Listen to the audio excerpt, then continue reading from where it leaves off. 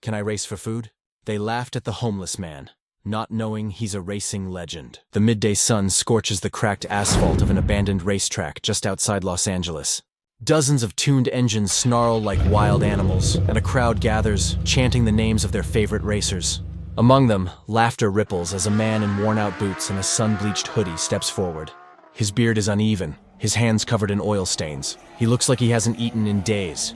He walks up to the registration desk and says softly, "Can I race? For food?" The laughter grows louder. Someone throws an empty soda can at his feet. Jake Turner, a cocky young racer in a leather jacket, smirks and shouts, "You hear that, guys? Grandpa thinks he can race for a sandwich." But the man doesn't respond. His eyes, a calm gray, fix on the finish line. Not with desperation, but focus. Something inside him feels familiar to the asphalt itself. Broken, scarred, but never truly dead. The camera zooms in on his gloved hand. The glove faded, torn but branded with a name long forgotten, Elijah Walker. They laughed at him, not knowing that years ago this very track once trembled under his name. What would you have done in this situation? Would you have helped him? Or laughed with the crowd? Comment below, and let's see how you think. Years earlier, Elijah Walker wasn't a ghost. He was the king of the streets, known by his nickname Ghost Walker. He had a reputation for impossible turns, for pushing cars to their limits, for never losing. His rise came from nothing. A kid from South Central who built his first car out of junkyard scraps. Sponsors loved him. Fans adored him. But Elijah only raced for one reason: to keep a promise to his best friend, Devin, a fellow racer who dreamed of going pro with him. The two were inseparable. Brothers of speed. Until the night everything changed. It was supposed to be a friendly race, a late-night showdown with city lights as their backdrop. But halfway through the run, Devin's tire burst. His car slammed into a divider and erupted into flames. Elijah stopped. He tried to reach him, but the explosion threw him back. Devin didn't make it. The headlines the next day didn't show the truth. They showed Elijah's face, blaming him for reckless driving, saying he caused it. Sponsors vanished. Friends disappeared. Devin's family wanted nothing to do with him. Overnight, the legend of Ghost Walker became the story of a murderer. Now, years later, Elijah lives under a bridge, the roar of engines replaced by the hum of passing traffic. He survives by fixing old bikes and collecting scrap metal. Every weekend, he walks to the edge of the racetrack, the same one that once made him famous, just to watch, to remember, to feel the heartbeat of an engine again. But this week was different. He overhears a conversation, a new racing event, the Iron Circuit, sponsored by high-end brands, with a $20,000 prize. For most racers, it's about fame. For Elijah, it's about one meal. He approaches the registration stand.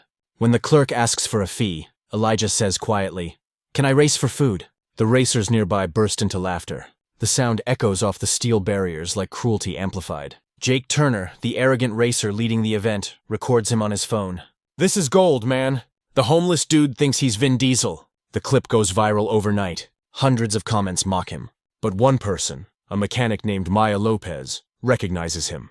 She works in a local garage and remembers the legend of Ghost Walker. She can't believe the man in the video is him. That night, Maya finds Elijah near the old bridge. She brings him food and sits beside him. He barely speaks, but she tells him, "They won't remember you if you don't remind them who you are." Elijah doesn't look up. He just whispers, "I don't need them to remember. I just need one last ride." Maya smiles. "Then let's build it." For the first time in years, Elijah steps into a garage again. It's nothing like the high-tech workshops he used to know. Just a rusty shack filled with broken engines and dust. But to him, it's heaven. Maya helps him find an old 1989 Mustang chassis. Most of it is junk, bent frame, dead battery, no tires. But Elijah sees potential. He calls it redemption. Days turn into nights. Under the glow of a flickering lamp, Elijah rebuilds the car piece by piece. He scrapes, welds, tunes, and tests. The sound of the engine slowly grows from a cough to a roar. It's his heartbeat coming back to life. Each night, he remembers Devin. Hearing his laughter, seeing the fire, feeling the guilt, the memories fuel him. He trains, barefoot, running laps around the lot, hands trembling from hunger but eyes burning with purpose. Meanwhile, Jake continues to mock him online. He posts stories calling him Dumpster Racer. His crew throws garbage near the garage, but Elijah never fights back. He only says one thing to Maya: pride is noise, skill is silence. As the race approaches, Elijah's car finally comes alive. It's not pretty. Dents, cracked paint, missing decals, but the engine sings like an anthem. Maya wipes her hands and says, "You ready to remind them who Ghostwalker is?" Elijah smiles faintly. "No, I'm ready to remind myself. Race day. The crowd gathers. Reporters cover the event, especially after the viral homeless racer clip exploded online. Jake and his team arrive with luxury cars, cameras, and sponsors. Elijah arrives in silence, driving the patched-up Mustang like a warrior walking to the battlefield. The announcer hesitates. Competitor number 8, Elijah Walker." Gasps spread through the audience. Some recognize the name. Others whisper, "Wait, that's Ghostwalker?" Marcus, the organizer, and Elijah's former rival, walks up to him. His tone is sharp. "You shouldn't be here. You disgrace the sport." Elijah looks at him calmly. "I didn't come to win, Marcus. I came to remember who I was." Marcus stares at him, conflicted, then storms off. As the racers line up, Jake revs his engine beside Elijah, laughing. "Try not to crash again, old man." Elijah says nothing. The green light flashes, the race begins, engines scream. Tires burn, the cars fly forward. Elijah's Mustang lags behind, slow start. The crowd laughs, but then he shifts gears. The car jerks forward, smooth as silk, slicing corners like a blade. One by one, he overtakes the racers. Precision, timing, patience. Every curve is a memory. Every straight line is redemption. The crowd goes silent. Then disaster strikes. Jake, realizing he's losing, swerves into Elijah's lane. The Mustang spins out, barely missing the barrier. Maya screams from the pit. Elijah regains control, but his tire is shredded. The car limps forward, smoke trailing, metal grinding. Jake laughs, thinking it's over. But Elijah's hands are steady. He knows this feeling. He finishes the last lap in silence. Not fast, not furious, just pure heart. As he crosses the second-to-last turn, Jake loses control. His car slams into the divider and bursts into flames. The finish line is ahead. Elijah could win. But instead, he hits the brakes. He turns around. The crowd gasps. Cameras zoom in. Elijah races back toward the fire. He breaks the door open, pulls Jake out with his bare hands, and drags him to safety. Moments later, his own car explodes behind him. The impact throws him to the ground. The screen fades to white. The engines roar like thunder across the cracked asphalt. A faint mist of oil and sweat fills the air. Spectators lean forward, phones out, eyes wide, waiting to see the humiliation of the ragged old man who dared to challenge a professional racer. Elijah stands at the starting line.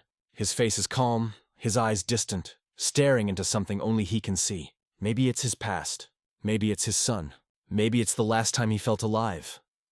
Jake revs his car beside him, a polished red beast gleaming under the afternoon sun. The crowd cheers for Jake, chanting his name. "Smoke him! End this joke. Show him who runs this street." Marcus watches silently from the side, guilt gnawing at his chest. He hadn't meant for this to go this far. Maya, gripping his arm, whispers, "He's not what they think he is, Marcus. I can feel it." The signal drops. "Vroom!" Both cars lurch forward like unleashed predators. Tires scream, smoke curls, and the world becomes a blur of sound and fury. At first, Jake's car takes the lead. Smooth, calculated, confident.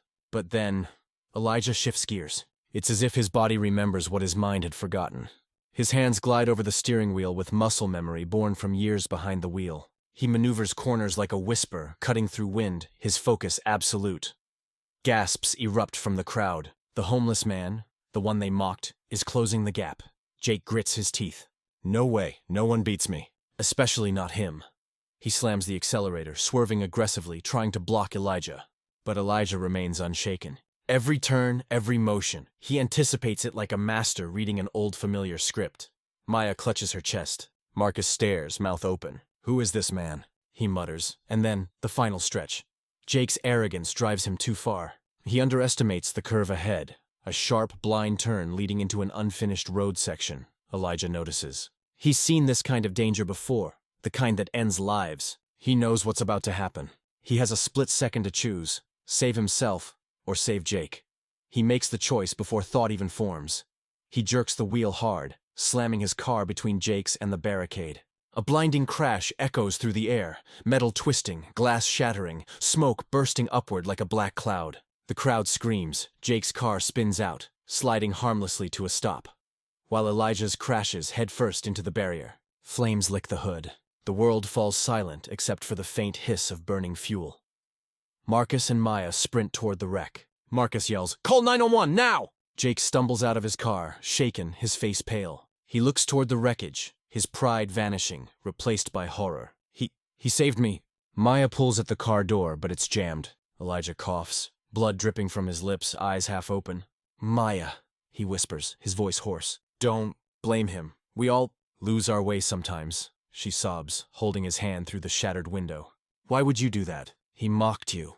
Elijah smiles faintly. "Because once, someone did the same for me." His breathing slows. His eyes lift toward the horizon, where the setting sun paints the sky in orange fire. And in that light, he sees his son, waiting, smiling, free. Then, silence. The paramedics arrive, but it's too late. Elijah Walker, the man the world forgot, is gone. The crowd stands frozen. No one speaks. The same people who mocked him now bow their heads in shame.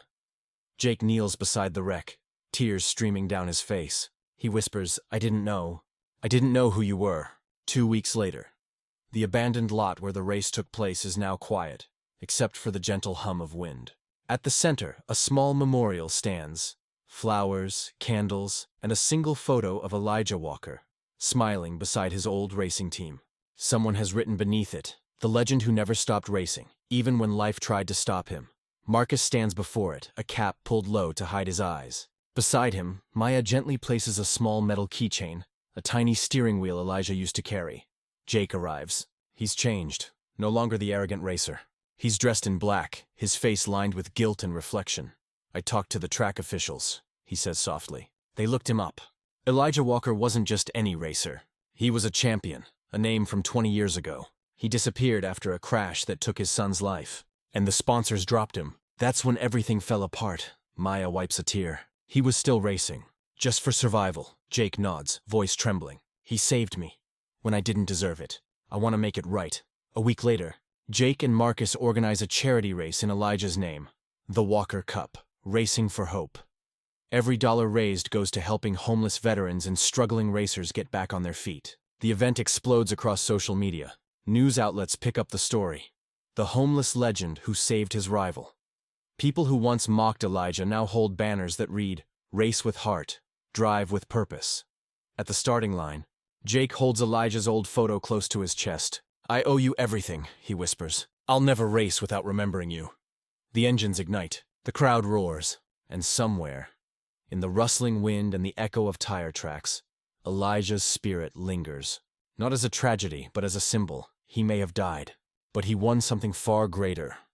The respect of those who once judged him, and the awakening of countless hearts who saw what true greatness looks like. As the camera pans up, Maya's voice echoes softly in narration. They laughed when he asked for food, but in the end, he gave them something far more valuable: humility, forgiveness, and a legacy that no race could ever outpace. In memory of all the forgotten talents, may the world see you again. Watch our previous video for another powerful story. And don't forget to like, share, and subscribe, because your support helps these stories reach the world.